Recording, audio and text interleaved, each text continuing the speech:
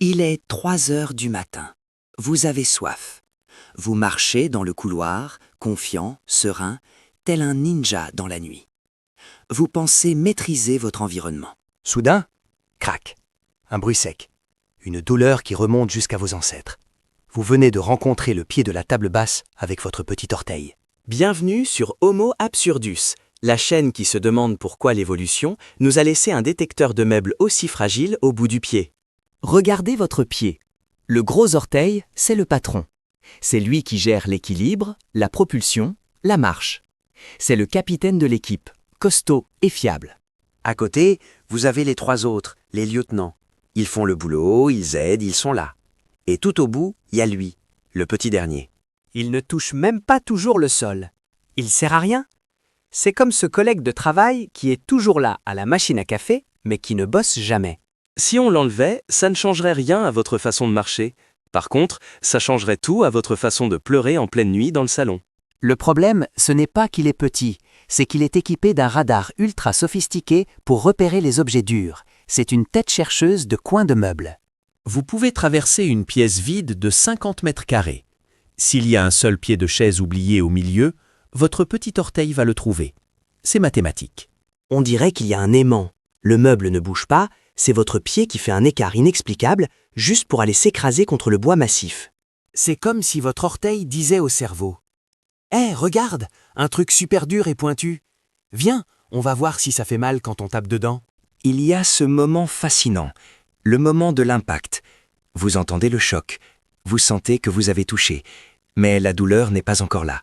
Pendant une demi-seconde, votre cerveau analyse la situation. Il envoie un fax à votre système nerveux pour dire « Prépare-toi, ça va être une boucherie. C'est le calme avant la tempête. » Et là, d'un coup, l'information arrive. C'est pas une douleur normale. C'est une décharge électrique mélangée à du feu et à l'envie de vendre sa maison. C'est la seule douleur qui peut vous faire oublier votre prénom pendant 10 secondes. Vous devenez juste une boule de haine qui sautille sur une jambe. On a tous la même danse. D'abord, on se fige. On ouvre la bouche pour crier, mais aucun son ne sort. Juste un souffle rauque, comme un vieux pneu qui dégonfle. Ensuite, on attrape son pied. On le serre fort, comme pour empêcher l'orteil de tomber. On sautille en rond en faisant des petits bruits d'oiseaux blessés. Si vous êtes seul, vous pouvez insulter le meuble. Vous traitez la table de tous les noms, comme si la table avait fait exprès de se mettre là. Le pire, c'est quand ça arrive devant des gens. Vous devez garder votre dignité. Vous faites un sourire crispé en disant « ça va », alors que vous voulez mourir. Parlons de l'ongle du petit orteil. C'est souvent un tout petit truc, à moitié caché, qui pousse un peu de travers. On ne sait jamais comment le couper. Sa passion dans la vie, c'est d'attraper les fils. Vous mettez une chaussette, tout va bien, et crac, l'ongle trouve le seul petit fil qui dépasse à l'intérieur. Ou alors, c'est dans les draps. Vous vous retournez dans le lit et l'ongle reste accroché au tissu. C'est une sensation horrible, comme un velcro vivant. C'est un harpon miniature.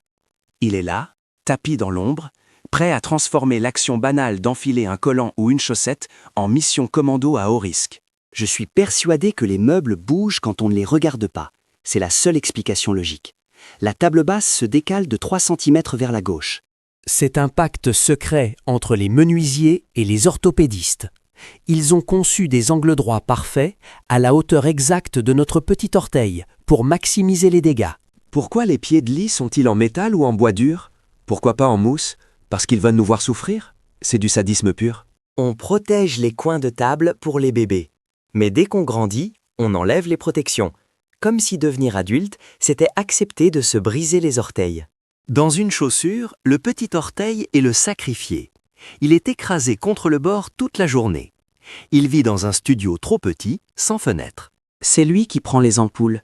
C'est lui qui frotte. C'est lui qui devient tout rouge. Il prend pour l'équipe, mais personne ne le remercie jamais. Et l'été, dans les sandales, il est le seul qui essaie de s'échapper. Vous avez déjà vu ce petit orteil qui sort de la lanière? Il veut la liberté. Mais la liberté est dangereuse. Dehors, il est vulnérable. Il est à la merci des trottoirs, des cailloux et des gens qui vous marchent sur les pieds dans le métro. Au final, le petit orteil est là pour nous garder humbles. Vous pouvez être le PDG d'une multinationale, un champion olympique ou un génie des maths.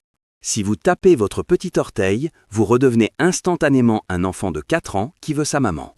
Ça remet les idées en place. C'est philosophique. C'est le rappel constant que nous sommes des êtres de chair et de sang, fragiles, et que le monde est rempli d'objets beaucoup plus durs que nous. Alors, la prochaine fois que vous tapez, ne criez pas.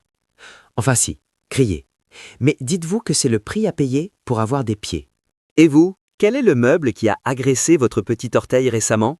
La table basse? Le lit? Dites-le moi en commentaire, on fera un groupe de soutien. Abonnez-vous. Ça ne vous coûtera rien, contrairement à l'achat de 50 mètres de mousse pour protéger tous les angles de votre appartement. Cliquez sur le pouce et la cloche, sinon je viens chez vous cette nuit et je déplace votre table basse de 2 cm.